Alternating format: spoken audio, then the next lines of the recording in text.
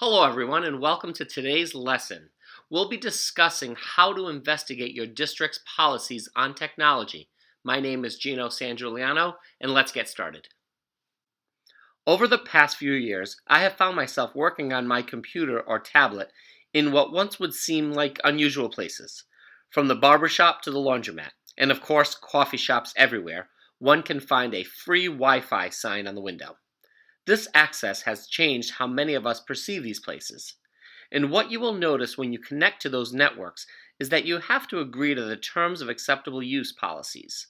We all click on them without giving it a second thought and without ever reading the long text attached to it. As more and more schools move towards guest networks that require login, it might be important that we take a moment to share with our students what it is they are actually agreeing to. Many of those policies are guided by CIPA, the Children's Internet Protection Act, which was established in the year 2000. It includes requirements for schools to follow when developing policies for Internet use.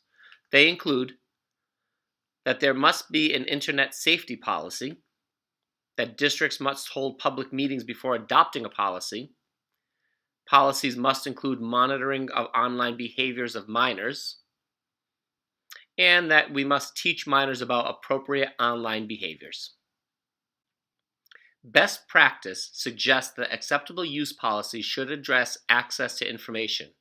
This includes from devices maintained by the school or devices that are personally owned and brought to the school by students. Like I mentioned earlier, reviewing your school's policy may not be a bad idea. In doing so, you can see if it includes the following 10 items.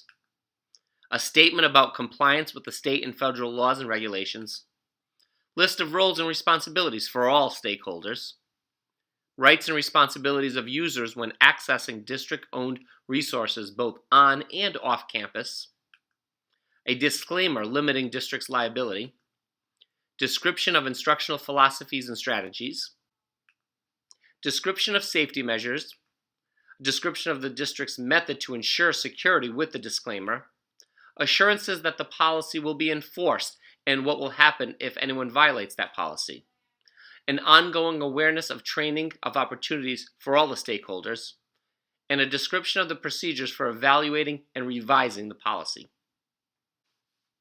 Here is a sample of a computer usage and internet policy. In this case, students and parents are asked to sign a hard copy of the agreement and return it to their teacher. Many schools have similar contracts that can be digitally signed as well. Some of the highlights include guidelines about passwords, loading software, playing DVDs, the use of disrespectful language,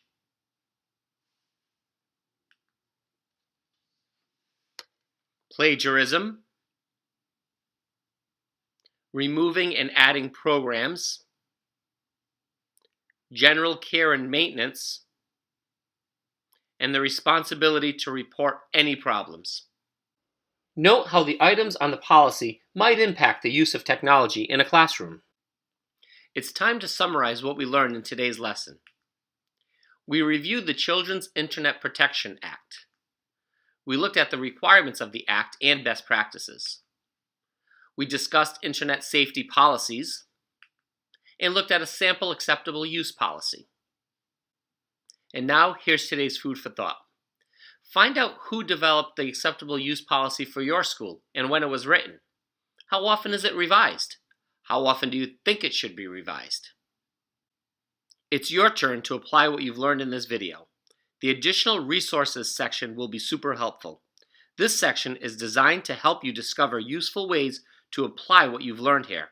Each link includes a brief description so you can easily target the resources you want. Thanks for watching. Have a great day. We'll see you next time.